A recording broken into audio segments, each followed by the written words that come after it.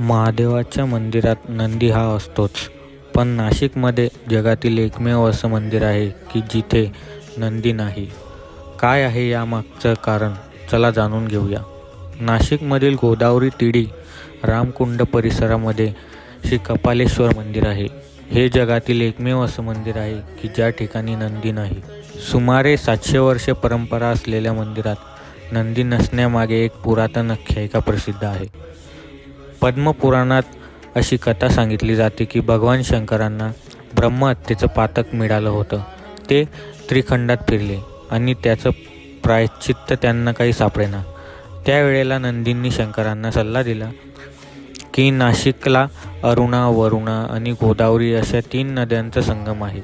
त्या ठिकाणी जर त्यांनी स्नान केलं तर त्यांचं ब्रह्महत्येचं पातक नष्ट होईल.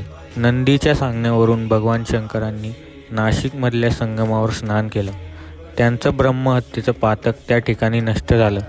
त्यामुळे आदरभाव म्हणून भगवान शंकरांनी नंदीला सल्ला दिला की तुम्ही इथे माझ्यासमोर नसावं.